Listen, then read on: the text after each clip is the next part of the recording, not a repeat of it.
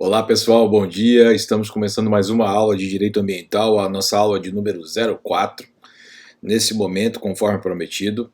E com essa aula nós colocamos em dia a matéria. A aula do dia 4 de setembro é a aula que eu vou gravar em seguida. E nessa próxima aula nós entramos propriamente nas leis infraconstitucionais, iniciando pela Política Nacional do Meio Ambiente, tá bom? E lembrando o seguinte, nossa aula, o tema da nossa aula de hoje é competência ambiental constitucional, tanto do ponto de vista legislativo quanto do ponto de vista administrativo. Essa matéria ela parece um pouquinho curta, e de fato é. No entanto, o índice de incidência em provas, de uma maneira geral, o índice de cobrança, até para que você compreenda a razão de algumas leis infraconstitucionais, a razão de existência de algumas leis infraconstitucionais, isso depende dessa lei propriamente dita.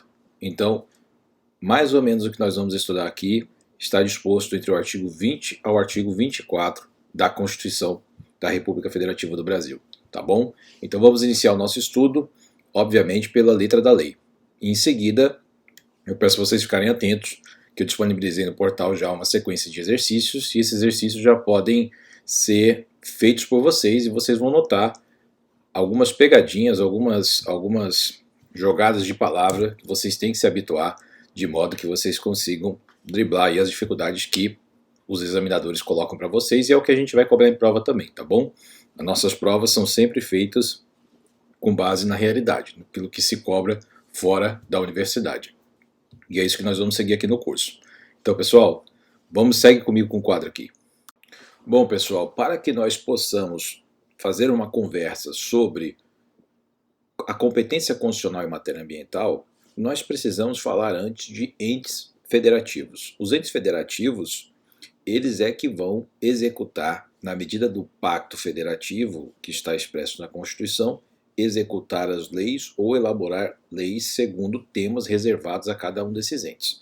Nós vamos falar um pouquinho sobre isso para em seguida nós discutirmos as competências constitucionais propriamente ditas, tá bom? Que são entre os artigos 20 a 24. E passando em seguida as questões dos municípios também, que vai para além do 24. Então, segue comigo aqui o artigo 1º da Constituição. A República Federativa do Brasil, formada pela união indissolúvel dos estados, dos municípios e do Distrito Federal, constitui-se um Estado democrático de direito. O que nós temos que entender a partir desse momento, pessoal? Primeiro, são 3 os entes federativos. Primeiro ente federativo, o município. Segundo ente federativo, Estado ou Distrito Federal. Terceiro ente federativo, isso são nas escalas, tá? É a União. O que é a União? A União é um ente que tem personalidade jurídica de direito público interno e representa o Brasil do ponto de vista externo. E a União ela é formada pelo acordo entre os estados. É por isso que existe o Senado, por isso que o Senado Federal é tão importante. Né? Não existe Senado estadual, nós sabemos. Mas a questão, o Senado, ele representa a União propriamente. Por quê? Porque o Senado seria a congregação da vontade política dos estados. Então, a União é formada pelo Pacto Federativo dos estados. E dentro dos estados nós temos os municípios. Então a primeira dúvida que surge é: os municípios estão abaixo dos estados? Se nós analisarmos a Constituição, sobretudo na parte que trata das competências municipais, tanto legislativa quanto executiva, nós vemos que os entes federativos eles são equivalentes. É tal como a lei complementar é a lei ordinária. Não existe uma hierarquia. O que existe é uma prevalência de posições segundo interesses nacionais. Como o município detém a circunscrição do município, os limites territoriais do município, eles são os limites de exercício da autonomia do ente federativo, ou seja, o ente federativo não pode estabelecer uma lei municipal que extravase a limitações territoriais do seu município. Portanto, a reserva de competência administrativa e legislativa está restrita àquele território. Aí nós temos, por outro lado, os estados. Os estados, então, são entes maiores, que detêm limites territoriais que abrangem os municípios, mas a medida de competência atribuída a esses estados deve levar em consideração as populações locais de cada município. Então, a União é o mesmo raciocínio, né? Então, a ideia de você estabelecer poderes de infringência, ou seja, ou melhor, vou colocar numa linguagem mais simples. A ideia de você criar leis e competências executivas do âmbito de cada território parte do princípio de governança de que é necessário que a soberania nacional seja estratificada, de modo que cada autoridade local estabeleça um conjunto de leis que seja escalonada, União na matéria, nos assuntos que dizem respeito a todo o Brasil, né? Estados do ponto de vista que diga respeito àquele estado propriamente, e município, os assuntos de interesse local, exclusivamente.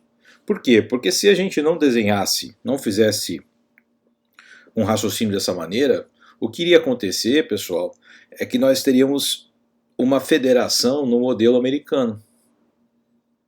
É ruim? Não. Mas é um conjunto de leis que torna as coisas um pouco, talvez, mais confusas. Veja, você tem pena de morte num estado, mas não tem no outro. Você tem a configuração de controle sobre o sistema bancário num estado, um controle enorme, no outro um controle bem mais moderado. No Brasil, o modelo de federação que nós adotamos é um modelo mais homogêneo, em que os estados de verdade não têm tanto poder no âmbito da federação. Ou seja, as matérias que nós delegamos, as matérias que constitucionalmente foram estabelecidas como de atribuição da União, do Poder Federativo União, do ente federativo União, essas matérias, elas estão contidas, né? Estão contidas várias matérias dentro dessas atribuições. Então a União tem um poder maior dentro do Pacto Federativo Brasileiro do que a União Americana, por exemplo. Claro que existem princípios básicos de que todas as federações no mundo vão adotar. Por exemplo, é um pouco difícil você compreender que existem exércitos estaduais. O exército é nacional. Ah, mas as polícias militares são estaduais, é verdade. Porque a polícia militar não detém, a princípio, a atribuição administrativa de defesa contra agentes externos, né? Seria uma competência apenas para a administração dos interesses civis, certo? De regulação dos interesses civis. Então a polícia militar, por isso ela pertence aos estados. Os estados organizam, há uma diferença de soldo, há uma diferença de remuneração, de uma maneira geral. Agora, se vocês analisarem o Exército Brasileiro, as Forças Armadas Brasileiras como um todo, existe um único salário, uma única Forças Armadas. Mas existem países que o grau de liberdade que se confere ao ente federativo é tão grande dentro da federação que é possível que se estabeleçam várias forças armadas em cada estado. Uma aeronáutica própria, uma marinha própria, um exército próprio. Isso tudo vai variar de acordo com o pacto das elites para a formação dessa federação. Olha, eu sei que na Suíça nós temos aí uma autonomia dos cantões enorme, tanto que é Confederação Suíça, não é Federação Suíça.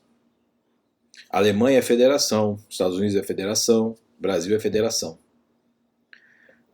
Existem estados que não há federação, é um único poder que se estabelece a todas as regiões. Agora, pessoal, percebam que é uma coisa que eu entendi, demorou um pouco para compreender, para ficar claro isso para mim na minha carreira, porque os livros não tornam isso talvez muito, não evidenciam isso de uma maneira muito simples, e o raciocínio ele é fácil de ser compreendido. Não existe um modelo certo ou errado de federação. Existe um modelo possível. Aliás, não existe um modelo certo ou errado de poder dentro de um território, né? Monarquia, federação, nós temos o contraposto da federação, que seria o Estado unitário, né? Então a federação seria os entes autônomos com uma certa liberdade que se pactuam e formam aí o ente federativo. Nós temos estados e municípios, eles se agregam e formam a federação que defende os interesses de todos. Aí nós temos estados unitários em que não há federação, há um único poder e há departamentos, né, que são as regiões. A Itália tem um modelo parecido com isso, mas não é bem isso, tá? Então a verdade é que às vezes nós lemos nos livros os modelos e tentamos encaixar na vida real. Não é assim que funciona. É a vida real que faz os livros, não os livros que fazem a vida real. Certo? Existe um diálogo, claro. Mas então não tentem olhar esses modelos que vocês viram nos livros de direito constitucional e tentar aplicar na prática. Ah, isso está errado, está certo. A verdade é que o pacto político é que determina o grau de independência do ente União em relação aos estados e municípios, o grau de dependência, o grau de liberdade desses municípios em relação aos estados, a necessidade de estados. Porque, olha, o Estado brasileiro poderia ser dividido, entre União e estados, sem municípios. Né? Você poderia colocar cidades com nomes, com umas competências administrativas ali bem restritas, mas não. Nós temos, e aí eu quero que vocês anotem, tá? Ou pelo menos gravem na memória de vocês, nós temos aqui uma tripartição federativa. Ou seja, nós temos uma união federativa de 3 níveis. 3 entes federativos. Todos com autonomia, mas não com independência. Autonomia segundo o acordo constitucionalmente feito entre essas elites. E aí vai um ponto fundamental que é necessário que nós entendamos também. Isso tudo é sistema político, tá, pessoal? Isso é política e direito. O acordo possível para se formar a Federação Brasileira, o acordo possível, foi que os municípios, os estados e a União coexistissem. Por que não aconteceu de uma outra maneira? Porque politicamente o Brasil é um país enorme, não é? E um país enorme congrega vários interesses de várias elites. Então foi necessário pela Assembleia Constituinte que se garantisse a autonomia política dessas elites locais. É por isso que os municípios, existem tantos municípios no Brasil, por isso que existem tantos estados no Brasil, 27 estados federativos, 26 mais o Distrito Federal. Olha, isso é fruto, não é de questões culturais apenas. Isso é fruto de interesses de elites locais que estabeleceram a necessidade de você dividir o Brasil em 27 regiões. Vocês entendem? Por que tantos municípios no Brasil? Bom, em parte os municípios no Brasil foram criados para que se transferisse recursos da União e você criasse enclaves de poder local. Uma herança do Brasil colonial, né, do início da Primeira República. Mas o fato é que, havendo municípios, é por isso que existe tanto município no Amazonas. É assim, o Amazonas é uma região muito grande, são poucos municípios de uma maneira geográfica, certo? Mas se você notar, os municípios do Amazonas quase não têm viabilidade econômica. Ah, mas tem viabilidade estratégica. Poxa, eu acho meio duvidoso isso, né? Você coloca lá 1000 pessoas, você acha que isso é viabilidade estratégica? Eu acho isso extremamente dúbio. Uma bomba ali acaba com a cidade toda, não tem viabilidade estratégica nenhuma, até porque não tem nem mecanismo de defesa. Então, pessoal, talvez em 1700 e pouco tivesse uma viabilidade estratégica, hoje em dia não existe isso. O fato é que nós temos municípios desta maneira no Amazonas em razão de interesses das elites locais de auferirem recursos via transferências voluntárias e involuntárias de tributos da União. Ora, você cria um município, você tem um monte de cargo comissionado, você tem prefeito, você tem uma gestão de recursos públicos que vai enriquecer famílias. É por isso que existe esse monte de município no Amazonas, sem viabilidade econômica. Poucos municípios, mas assim, muitos sem viabilidade econômica. E eu quero que vocês entendam essas questões para que vocês entendendo esses pequenos detalhes, vai ficar mais fácil vocês entenderem e aceitarem, sem questionar, o que é competência da União, competência do Estado ou do município. Isso segue uma lógica de um pacto político. uma outra diretriz tem um ponto de vista racional mesmo, de facilidade na execução de determinadas tarefas. Mas muitas vezes isso está conectado com interesses políticos, tá bom? Então, feita essa premissa, nós vamos passar propriamente à leitura dos artigos. Vocês já entenderam aqui a questão da República Federativa do Brasil, indissolúvel, ou seja, não pode nenhum Estado querer sair. Isso é uma causa de provavelmente, né, de um estado de defesa ou mesmo um estado de sítio, não é, caso haja a tentativa de um município se dissociar do país ou de um estado. E aí, no caso, essa união ela é indissolúvel, ela é feita no Pacto Federativo. Agora, obviamente, se a gente tiver uma nova Assembleia Constituinte, algum estado que quiser sair, essas regras constitucionais aqui vão todas para o espaço, né?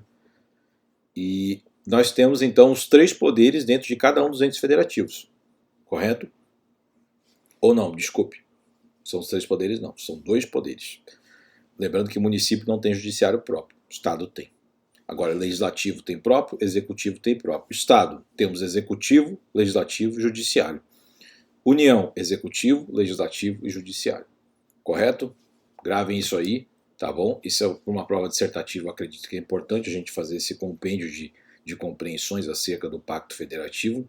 E aí nós lendo a partir do momento que nós lemos essa questão, nós passamos propriamente às competências funcionais.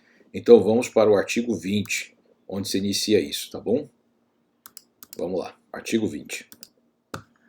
Tá aqui, pessoal, então, artigo 20, são bens da União. Olha, vou fazer só uma pausazinha aqui para dizer para vocês. Se vocês ouvirem algum grito de criança aqui, tá? É natural, eu tô aqui em casa com meu irmão, então ele é casado, tem 2 crianças, e é natural que essas coisas aconteçam, tá?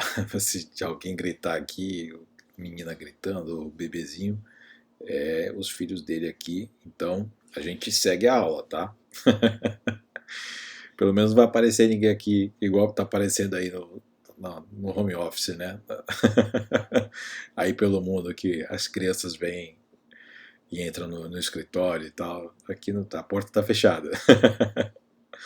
Pessoal, então, são bens da União, artigo 20.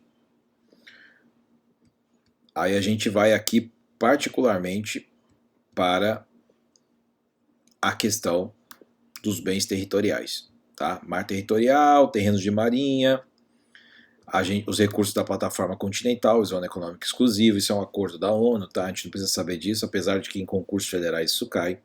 Ilhas fluviais e lacustres, as zonas limítrofes, lá. Eu peço para vocês darem uma lidinha nesse artigo 20. Qual é o ponto principal desse artigo 20 que eu gostaria de dizer para vocês? O que sempre cai em prova, os recursos minerais, inclusive do subsolo, terras tradicionalmente ocupadas pelos índios, a gente já falou sobre isso. O ponto principal, isso aqui sempre cai, tá? Parágrafo 1º também. Pode ler isso aí, vocês vão ler as questões que eu passei para vocês. O ponto principal, pessoal, é que nós entendamos que se o bem pertence àquela entidade federativa, naturalmente, a competência para legislar ou executar algo relacionado àqueles bens, móveis e imóveis, pertence respectivamente ao ente federativo. Ora, não tem sentido a Constituição Federal atribuir um bem a uma entidade federativa, mas a competência executiva relacionada àquele bem, de exploração, por exemplo, de um recurso mineral, ser atribuída ao Estado. Ora, se o bem é da União, usufruir daquele bem num determinado território vai envolver uma competência legislativa ou executiva daquele bem federativo. Porque não tem como eu te dar alguma coisa e falar, não mexe nisso. Ora, se o bem está atrelado àquele ente federativo, naturalmente aquele ente federativo terá competência legislativa e administrativa correspondente para usufruir daquele bem de alguma maneira. Tá bom, pessoal? Com esse raciocínio, nós vamos começando a compreender de uma maneira intuitiva qual competência está atrelada a qual ente. Correto? E nesse sentido aqui, eu gostaria que vocês focassem na competência dos recursos minerais, inclusive subsolo, que é da União, não é? O mar territorial, potenciais de energia hidráulica, não importa onde eles estejam, ilhas fluviais lacustres nas zonas limítrofes com outros países, praias marítimas, ilhas oceânicas e as costeiras, excluídas dessas ilhas costeiras as que contenham a sede de municípios, exceto aquelas áreas afetadas ao serviço público e à unidade ambiental federal, correto? E aí nós temos aqui terras devolutas indispensáveis à defesa das fronteiras, que é uma grande realidade aqui no Amazonas, né? Fortificações e construções militares, das vias federais de comunicação e a preservação do meio ambiente definidas em lei, em grande parte aqui tem uns dispositivos aí na unidade na lei que trata do Sistema Nacional de Unidades de Conservação, nós vamos estudar depois, correto? Então esses são os bens que pertencem à União, correto? Agora, compete à União. Perceba que isso já são as competências executivas. Manter relações com os estados estrangeiros, declarar guerra e celebrar paz, decretar o estado de sítio, estado de defesa, né, etc. Bom, vamos aqui para o artigo 11. Explorar diretamente ou mediante autorização, concessão, permissão. Aí nós vamos aqui para os portos marítimos, fluviais e lacustres. Temos essa competência, a navegação portuária, etc. Aí temos aqui o artigo 23. Explorar os serviços e instalações nucleares de qualquer natureza, exercer o monopólio estatal sobre a pesquisa, lavra, enriquecimento e pré-reprocessamento, industrialização e o comércio de minérios nucleares e seus derivados, atendidos os seguintes princípios e condições. Toda atividade nuclear em território nacional somente será admitida para fins pacíficos mediante... Tá, isso aqui foi uma questão do governo Collor. Sob o regime de permissão, são autorizados a comercialização e utilização de radioisótopos, responsabilidade por danos civis nucleares, ou seja, danos ambientais, né, decorrentes disso. Não só danos ambientais, tá? Mas são danos também infligidos a pessoas e bens pertencentes às pessoas, né? Danos nucleares independem da existência de culpa, a responsabilidade é objetiva e é da União. E aí nós temos aqui uma série de competências executivas, muitas delas relacionadas à matéria do meio ambiente, de uma maneira, se não primeira, mas ao menos secundária, né? Tudo aqui que envolve essas competências executivas, instituir diretrizes para o desenvolvimento urbano, inclusive habitação, saneamento básico e transporte. Isso é uma competência ambiental. Está mais relacionado ao direito urbanístico? Também, mas está numa linha de intersecção. Aliás, gente, uma coisa interessante que nós temos que levar em consideração é que o direito urbanístico ele é um ramo do direito ambiental, tá bom? É assim compreendido hoje por grande parte da doutrina. Em seguida, após nós termos dado uma passada aqui pelo artigo 21, nós passamos ao artigo 22. Compete privativamente à União legislar sobre... O caput diz que a competência é privativa. Aí a nossa dúvida é a seguinte, essa competência privativa seria tal da competência exclusiva estabelecida na Constituição? Bom, sim, pessoal, seria a competência exclusiva para legislar sobre determinadas matérias. Só que nós temos que levar em consideração que o parágrafo único desse artigo 22 estabelece que lei complementar pode autorizar os estados a legislar sobre questões específicas das matérias relacionadas a esse artigo. Questões específicas, tá? Não esqueçam disso. E isso depende de lei complementar. Lei complementar estabelecerá as condições em que os estados poderão legislar sobre condições específicas expostas desses artigos. Então percebam que essa competência da União legislar aqui é uma competência exclusiva, tá? Competência exclusiva.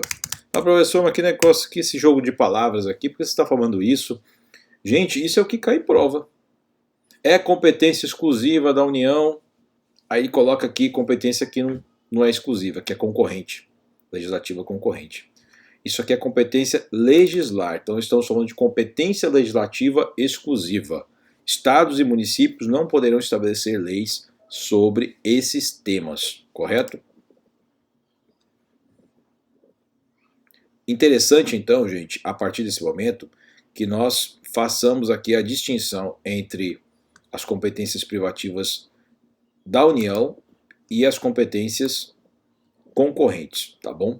Então, as bancas examinadoras vão fazer uma confusão, vão tentar fazer uma confusão na cabeça de vocês, colocando essas possibilidades do artigo 24, que se tratam de competência concorrente, vão estabelecer no artigo 22, vão inverter um com o outro. E vocês vão cair nessas ciladas aqui. Tá? Então, muito interessante você fazer a leitura e a resolução dos exercícios, sobretudo os exercícios que eu coloquei, comecem por lá. Então, vamos falar um pouquinho sobre competência privativa, ou seja, competência exclusiva da União. Então, privativa aqui você lê como se fosse exclusiva, tá bom? Direito agrário. Desapropriações.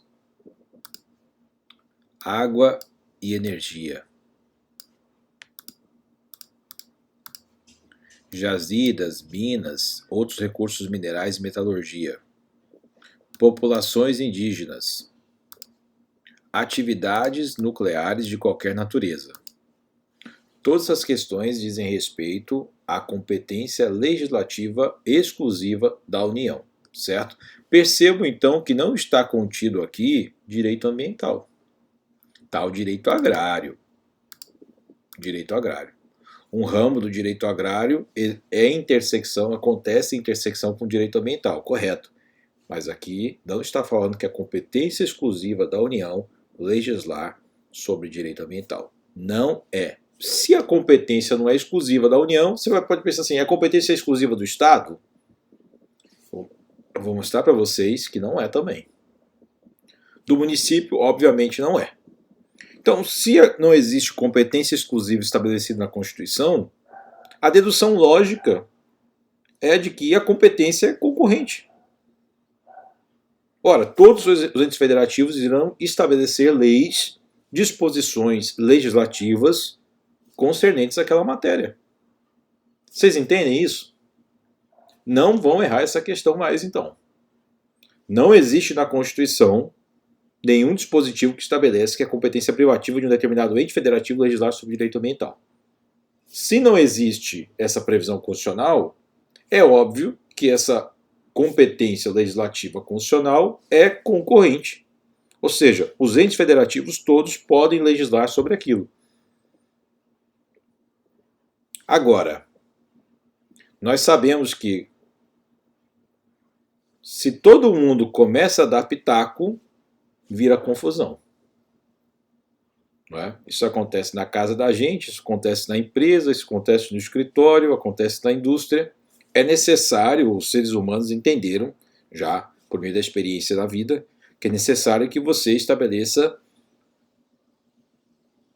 pactos em torno dos quais esses pitacos eles sejam direcionados segundo alguma escala de organização.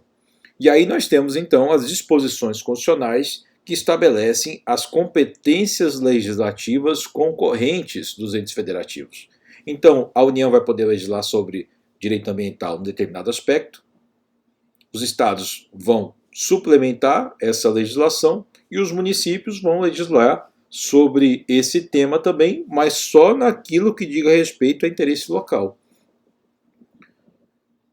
Aí você, o aluno atento, né?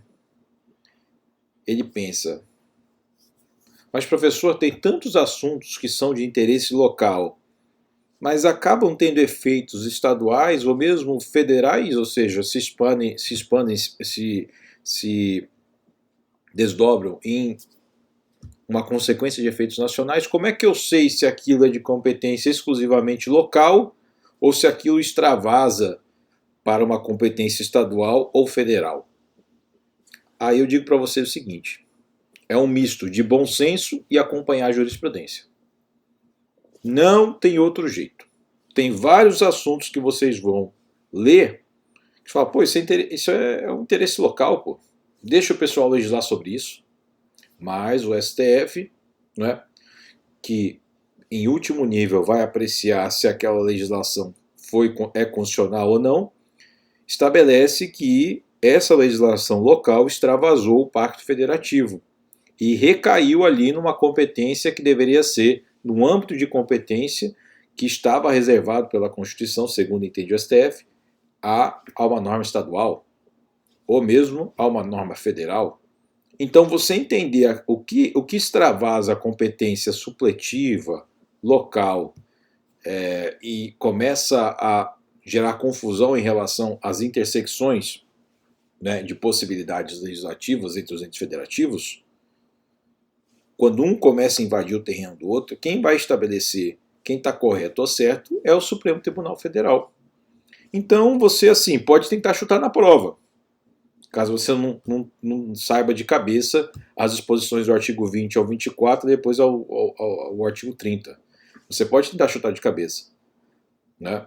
Por questão de bom senso, mas muitas vezes você vai errar, porque às vezes o que ele pergunta é justamente a exceção que o Supremo Tribunal Federal estabeleceu de uma determinada maneira. Então, pessoal, eu acredito que a melhor maneira de estudarmos isso é com a leitura do artigo. Vamos então seguir a nossa leitura, agora passando para o artigo 23, depois que terminarmos a leitura do parágrafo único do artigo 22. Vamos lá, parágrafo único. Lei complementar pode autorizar os estados a legislar sobre questões específicas das matérias relacionadas neste artigo. Então, a competência é exclusiva da União, porém, o Estado poderá supletivamente legislar sobre temas pontuais, segundo estabelecido em lei complementar. Tá? Então você vai ter que conhecer a lei complementar que estabeleceu aquela possibilidade de o Estado legislar sobre pontuações específicas dessa matéria, que é de competência exclusiva constitucional da União. Passando agora para o artigo 23. O que esse artigo 23 tem, gente? Eu estava falando no artigo 22 de competência legislativa exclusiva. O artigo 23 trata de competência administrativa comum, competência de execução de leis. Então vamos anotar aqui, competência administrativa ou competência executiva, que é comum. Todos os entes dão um pitaco deles e intervêm, tentando construir um sistema ambiental mais efetivo. Então, isso é a competência comum. O artigo 23 trata de competência administrativa. Então, é a competência comum da União, Estado, Distrito Federal e município, tá? Agora o 24, ele volta a falar de competência legislativa. Então percebam, ó, 22, competência legislativa exclusiva da União. 23, ele passa para a competência administrativa. 24, ele volta para a legislativa. Talvez o 24 deveria ter sido 23, né, para ficar mais lógico. De qualquer maneira, pessoal, entendam isso. O artigo 24 é um dos artigos mais perguntados em prova de direito constitucional que diga respeito a entes federativos. Tá? Então, aqui nós tratamos da competência das legislações que concorrem. Ou seja, aqui entra aquela lógica nesse artigo 24 de União legisla sobre normas gerais, Estados legisla de maneira supletiva e municípios legisla sobre assuntos de interesse local. Está no artigo 30, tá? Interessante aqui nós gravarmos esse conteúdo. Perceba que a competência legislativa concorrente, ele não está colocando de maneira expressa o município. Gravem isso, isso não é frescura, tá? Porque eles perguntam isso em prova para vocês. O município não está na competência legislativa concorrente do artigo 24, mas por uma questão de compreender o sistema, obviamente, legisla sobre normas gerais a União, normas supletivas estados e municípios interesse local. Né? Então existe uma pirâmide aí de leis, né? Estabelecendo um sistema, portanto, em matéria legislativa. E dentro dessa matéria legislativa nós temos a matéria ambiental aqui. Percebam que a legislação concorrente então entre União, Estado e Distrito Federal é direito urbanístico. E agora olha o direito ambiental aqui. Floresta, caça, pesca, fauna, conservação da natureza, defesa do solo, dos recursos naturais, proteção do meio ambiente, controle da poluição, proteção ao patrimônio histórico, cultural, artístico, turístico, paisagístico, né? Lembra da ação civil pública, lembra da ação popular, responsabilidade por dano ao meio ambiente e ao consumidor, bens e direitos de valor artístico, estético, histórico, turístico, paisagístico. E aí vai, gente. Temos aqui uma série de dispositivos que dizem respeito à matéria ambiental. Uma coisa interessante que você pode notar é, professor, por que aqui fala direito tributário, financeiro, urbanístico, por que não fala direito ambiental aqui? E aí eu tenho uma questão para dizer para vocês. Gente, direito ambiental permeia tudo. É por isso que não se colocou o direito ambiental aqui. Porque você saber o que é direito ambiental e o que não é gera confusão. Tudo por uma questão de desdobramento acaba virando direito ambiental. Então se compreendeu, o legislador, que não seria possível que se estabelecesse o tema direito ambiental propriamente aqui, mas sim nós pudéssemos colocar temas de direito ambiental e repartir aqui a competência legislativa. E foi o que colocou: floresta, caça, pesca, fauna. Mas olha, se vocês notarem, produção e consumo diz respeito também à legislação ambiental. Então percebam, não existe competência legislativa exclusiva, nem competência legislativa concorrente em direito ambiental. Se cair isso na prova, compete exclusivamente à União a legislação de direito ambiental. Não, porque a Constituição não fala que a competência é tal como acontece no direito urbanístico tributário, é de um, é de outro. A Constituição fala em temas de direito ambiental repartindo as competências. E aqui, ó, competência legislativa, União, Estado e Distrito Federal, legislar concorrentemente, ele vai explicar o que é isso, legislação concorrente. No âmbito da União, no âmbito da legislação concorrente, a competência da União limita-se a estabelecer normas gerais. A dos estados a suplementar essa legislação de normas gerais. E aos municípios, está aqui no artigo 30, né? Compete aos municípios legislar sobre assuntos de interesse local e suplementar a legislação federal e estadual no que couber. Então, gente, existe um sistema entre artigo 20, né, 22, 24 e 30. E nesse sistema nós temos competências exclusivas, competências concorrentes, do ponto de vista legislativo, e competências suplementares locais.